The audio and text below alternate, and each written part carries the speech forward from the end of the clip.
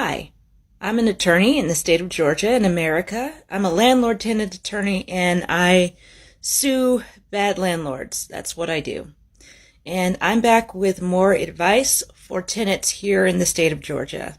Guys, unfortunately, we live in a state that is pretty friendly towards landlords. And what that means is that here in the state of Georgia, unlike other states, we do not have the right to withhold rent, even if the landlord has failed to make repairs. In other states, you can put your rent money into escrow or something like that, but here in this state, the courts consider the duties to be separate, meaning that even if the landlord fails in their duty to make repairs, you're still not relieved from your duty to pay rent.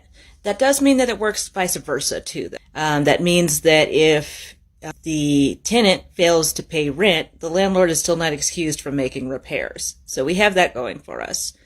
We do also have one other thing. We don't have the right to withhold rent, but we do have the right to do something called repair and deduct, which is different than withholding rent.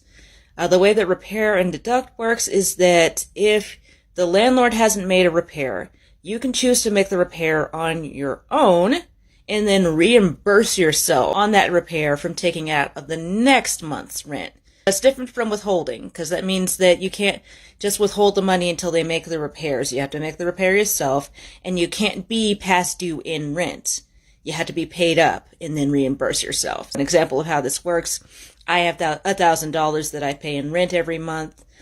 The landlord has failed to fix my AC, and so I hire someone to take care of it myself after telling them, hey, you didn't fix my AC, I'm hiring somebody. I pay them, let's say, $500.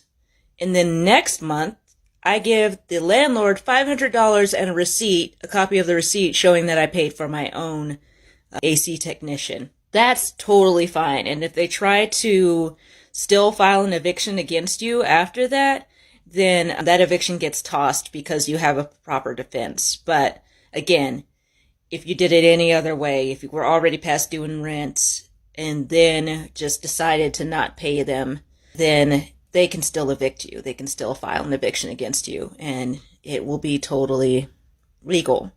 Now, you'll still have some defenses, and I'll get into that in a different video, but they'll fully be within their right to evict you.